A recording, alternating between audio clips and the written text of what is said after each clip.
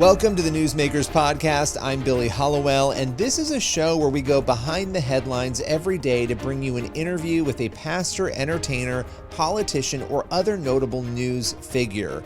And this is a show, again, it's daily, but it's based on our weekly TV show, which is also called Newsmakers. You can watch it on the CBN News channel and also on our YouTube page. And on this show, every day, we dive deep. It's a little more longer form with one of the people who you will often see on our Newsmakers show or across the CBN News platforms.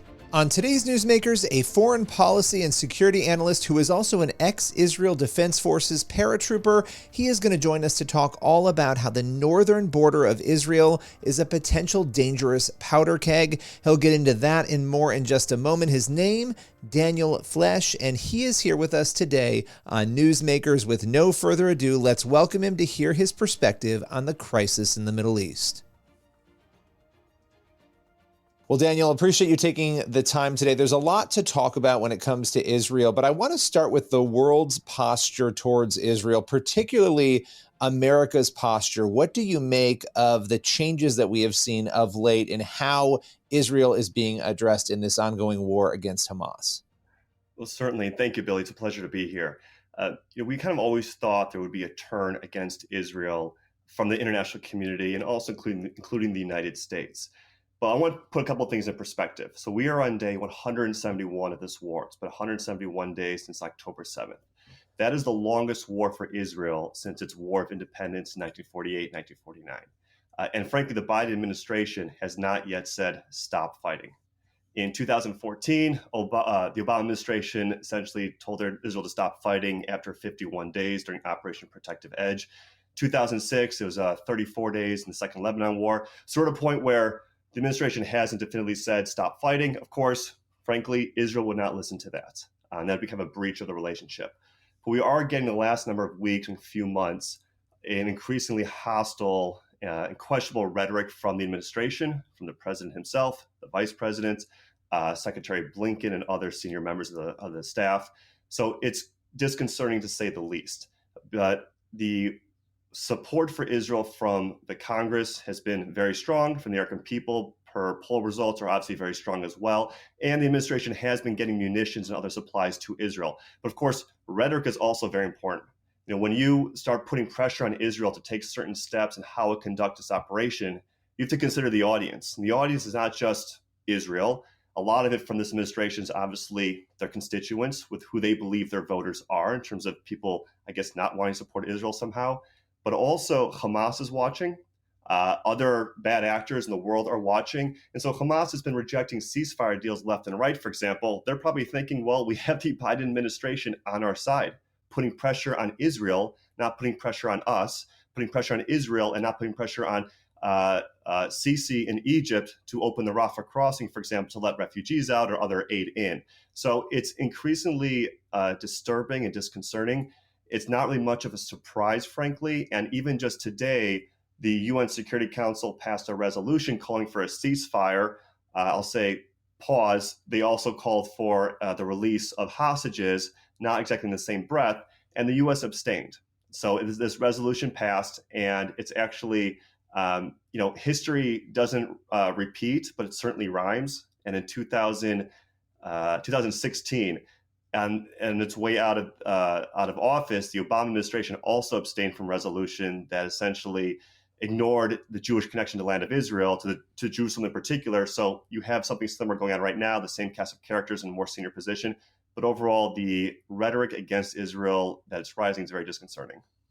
You look at, and there's so many factors at play here politically, right? You look at what you just mentioned, the Obama administration outgoing, making that decision. You then have the Trump administration where you have these very historic moments, the Abraham Accords. You obviously have the capital being moved to Jerusalem, something that people had said again and again they were going to do. By people, I mean presidents. It was never done. Then that happens. Then you move back to, sort of the Obama/Biden mentality, and you have strong support at the beginning. Then you have what you have going on right now, which appear to be cracks in that. I mean, the big question, obviously, and this is what you're hearing from the administration, from others, this question of, okay, well, what does victory look like against Hamas. What does that manifest itself as? Is that possible? I want to throw those questions to you because you've been looking at this very closely. What does that victory actually look like? So the Israeli government has three explicit war aims. One is to restore or rescue the hostages, return them to Israel. And there are currently about 132 still being held captive in Gaza. I think you could kind of back in the envelope think that maybe about 80 or 90 are still alive, God willing more, but we're not really sure. So return them to Israel. The second objective is to dismantle the Hamas political and military infrastructure in Gaza, not just so it returns but in a degraded form, but is unable to perpetrate an October 7th invasion and massacre again. And the third, kind of more general, and this also brings us to the border in the north, is to restore security to Israeli civilians, Israel, the border communities in general. And the way to understand this war, it's not just another round or operation between Israel and Hamas. This is a war for Israel's survival.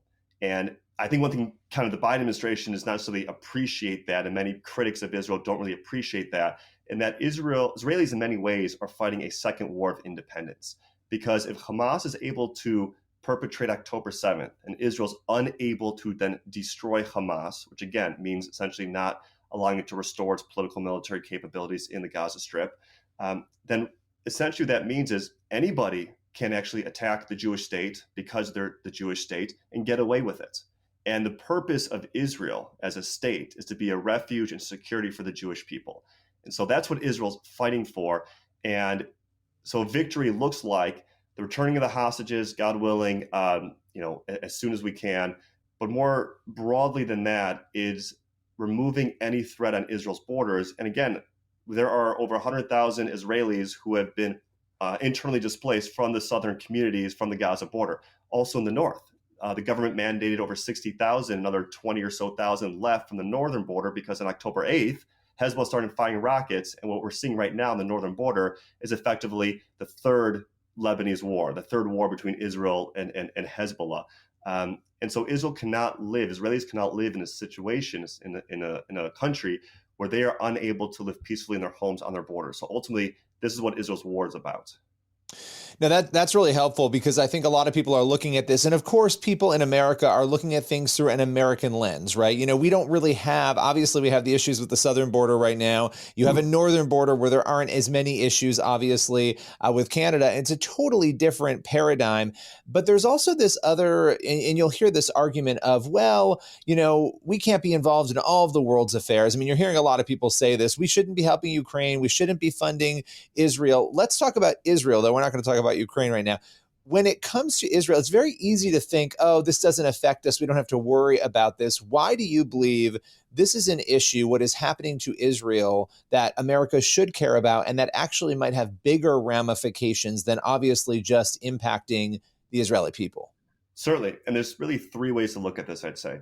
One is we are, I believe, in a new Cold War, not just with the former Soviet Union or Russia in particular, but there's a growing axis out there between Russia, Iran, and China, an axis of resistance. Actually, Iran calls its proxy network in the Middle East the axis of resistance. But these three countries are working in concert to push back against the Western US-led liberal order.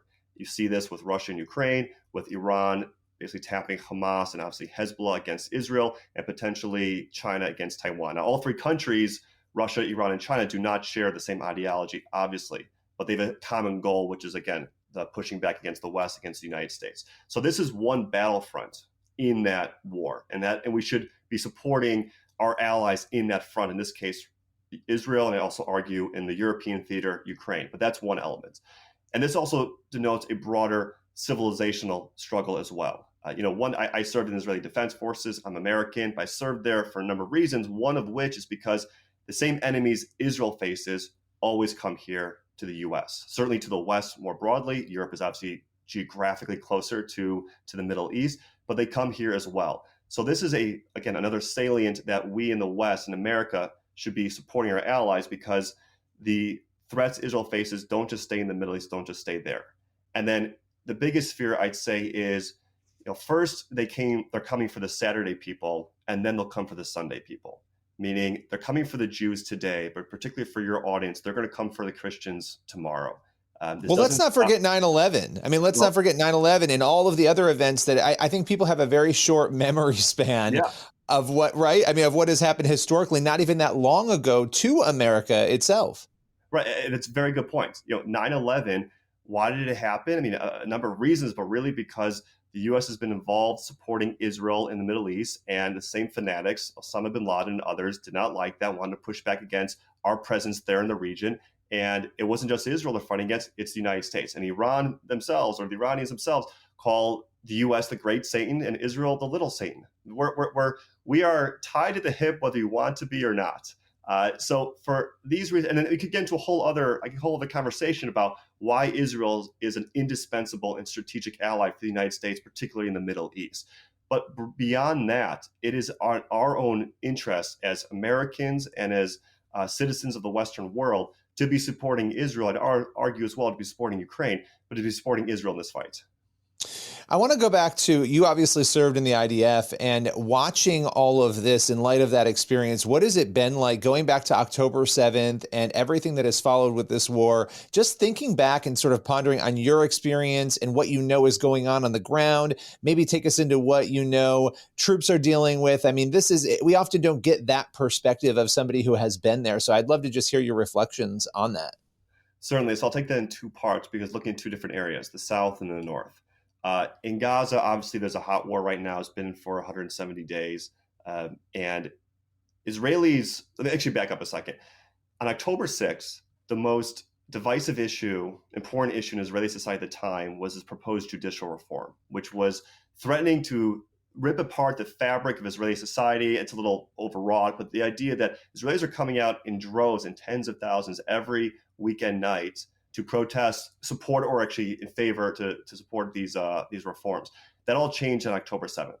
So Israelis are unified as never before in their purpose. And right now in Gaza, it's a very difficult battlefield. It's a very difficult front. It's unheard of and unlike any battlefield in essentially not even modern military history, but military history writ large.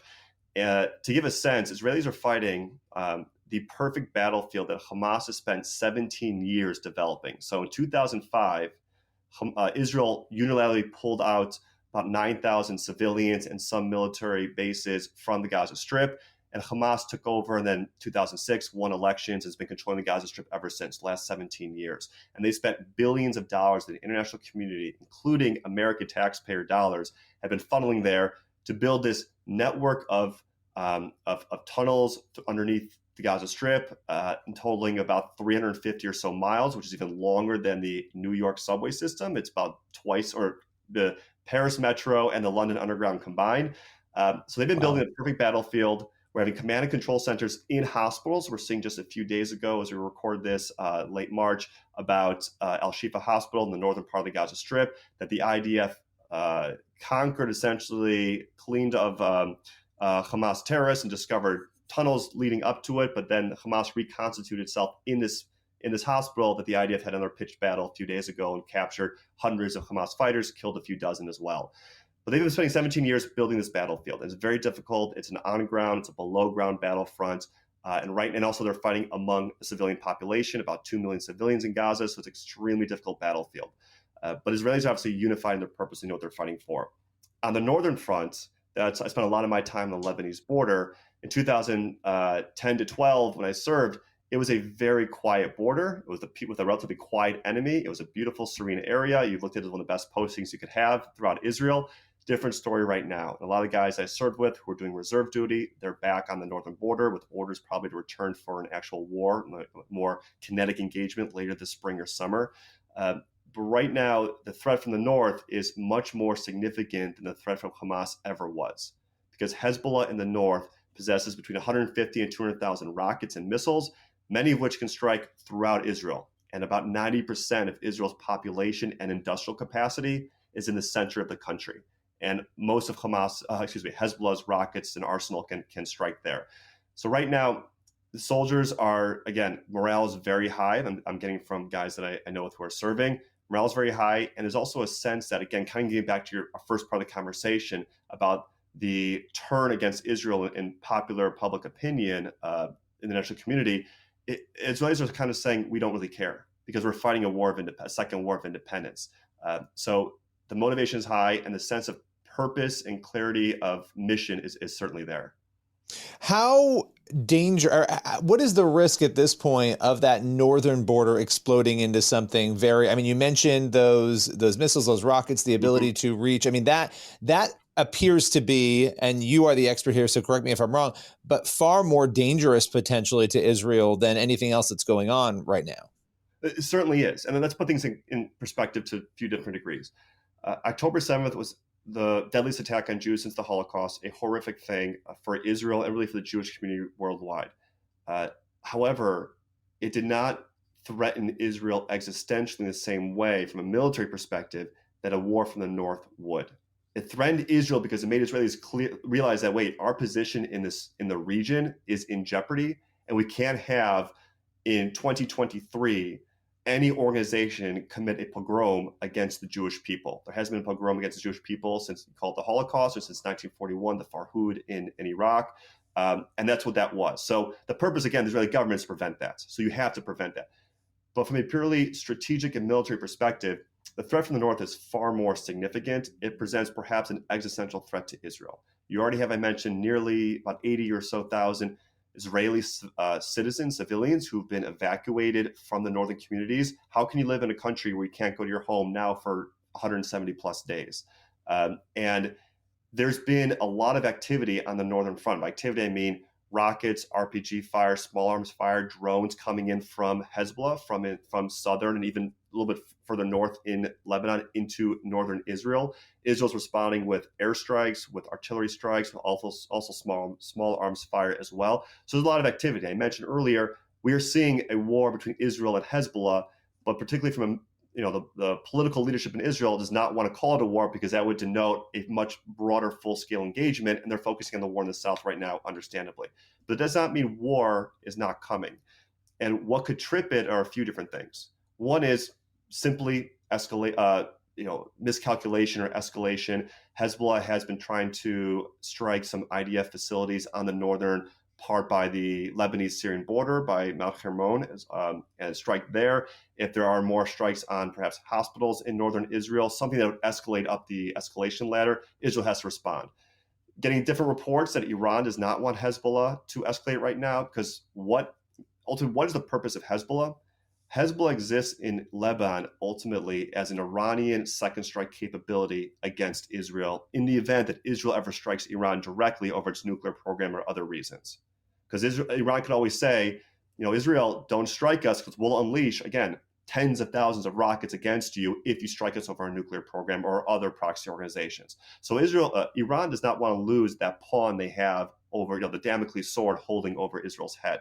From Israel's perspective, since 2006, the last war, Hezbollah has reconstituted itself and developed its capabilities probably tenfold. I'm not sure the exact number, but significantly. And again, they're an ever-present threat that perhaps right now the political and military situation in Israel and in the world is such that Israel should be able to go and remove that threat to the extent possible. And also, last thing I'll say before moving on is make no mistake that if there's a war with Hezbollah, the capital W war, it will be devastating, particularly on the Lebanese side of the border. And one thing Israel needs to do is to try to find and take out as many rocket launching sites as possible. But like Hamas in Gaza, Hezbollah also perfected the art of embedding itself among the civilian population, digging tunnels potentially underneath the border into Israel. Granted, the terrain is very different. It's very hilly, very mountainous, and had this tunnel system within Lebanon as well. But it would be a very costly war really on both sides. Yeah, and I so appreciate you taking us through that, because I think people, again, they don't have the know-how in the background that you do. They can't necessarily see beyond what could happen. And we have to think about what are the what ifs, right? If one mistake is made, as you were saying, one escalation, what will follow as a result of that potentially, and it could be catastrophic. And I think people also don't have an understanding of what it really means to have to fight for your survival. That is something the Jewish people have had to do again and again throughout history. of course, throughout recent history in the last 100 years in particular, but also throughout history in general. And so we're looking at this and we're seeing, obviously, October 7th, this horrific event. There are a lot of questions around this as we sort of round out, towards the second half of our conversation here. But one of the big questions, of course, how did this happen? Intelligence failures. There's a lot there that we won't fully get into. But the question I would ask you, in light of the fact that we're even here having this conversation, how did October 7th, in your view, transform potentially forever Israeli security? Oh boy, the growing theme that this is Israel's second war of independence is perhaps the most apt, because what did the War of Independence do for the Jewish people? First off, it made Zionism a realization, and Zionism is simply the belief of Jewish sovereignty in their ancient homeland, the land of Israel. So it gave them a state from which they could defend themselves. In the last 15 plus years, you could say that Israel perhaps has grown complacent in many ways. If you look at the last 15 years since the 2006 Lebanon War, from 2006 to October 6 was actually one of the calmest, quietest periods in Israeli history. Now, there were no fewer than 4 operations against Hamas in Gaza from 2008 to 2021. There were other things going on in Judea and Samaria and the West Bank. But taken as a whole, it was very quiet. And moreover, again, if you're in the north, it was a very peaceful area to be in. And the wars against Hamas and Gaza were down in the south. And so effectively, you started getting different constituencies around the country that had different objectives. And the southern communities were kind of saying, Jerusalem, the government, you need to do a better job protecting us against the Hamas threat. And northern communities were essentially inured from that just simply by distance.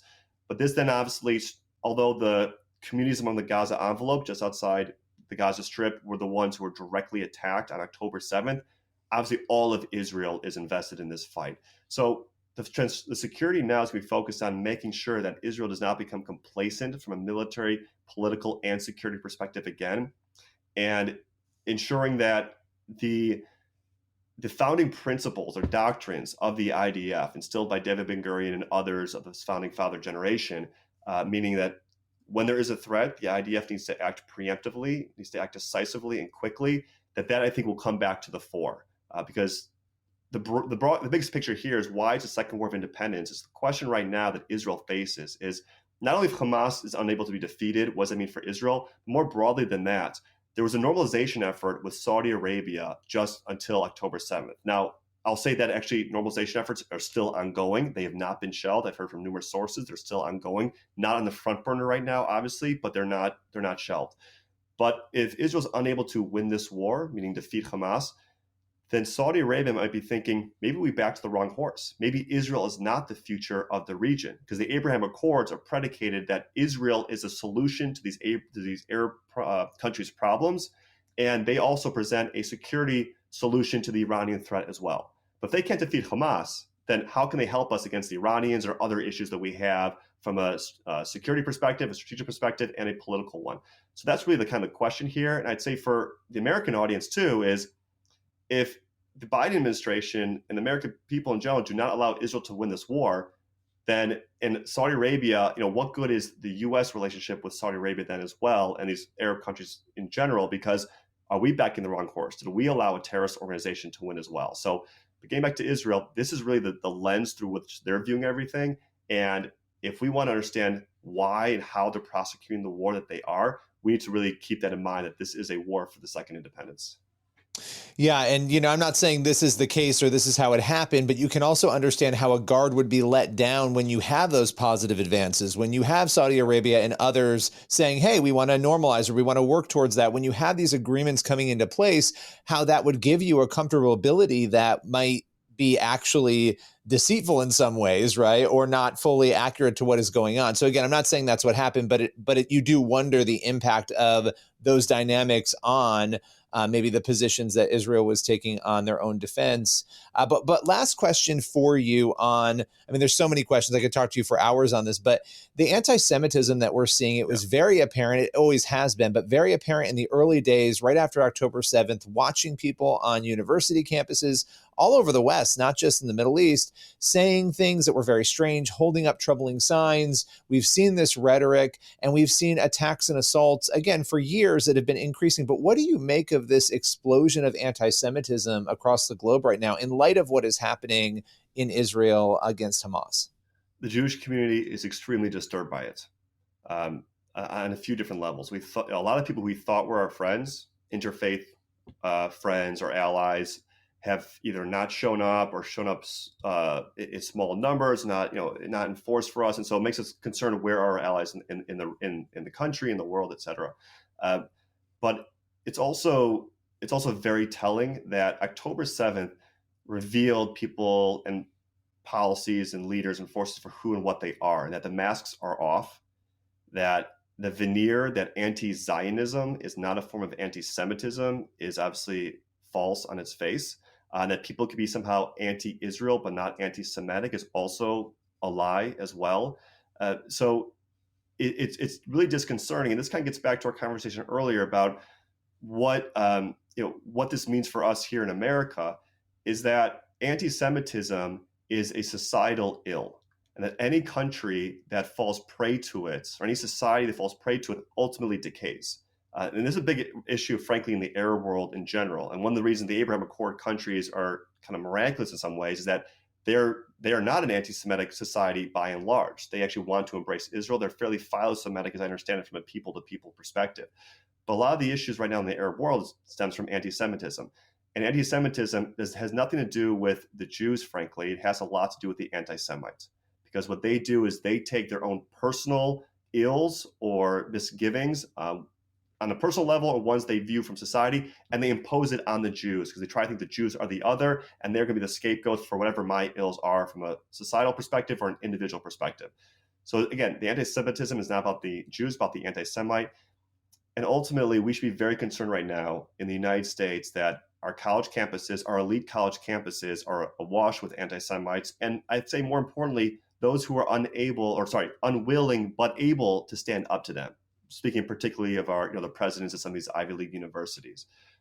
So we must be very vigilant about this. And I'd ask, as a Jewish person, to everyone out there who can support your Jewish friends, colleagues, neighbors, whomever, please do so. And this is an issue that's not just facing the Jewish community, but facing all of America, because, like I said earlier, they come for us first, the Saturday people, they come for the Sunday people next. Well, Daniel, I so appreciate you breaking this down. We want to have you back again as time goes on. There are going to be developments, things we need to break down and talk about. I appreciate your time today. Thank you, Billy. It's been a pleasure. That's all for today's Newsmakers podcast. Be sure to tune in for the next episode of the show, and also head over to the CBN News YouTube channel and the CBN News channel to watch Newsmakers every week. We'll see you soon.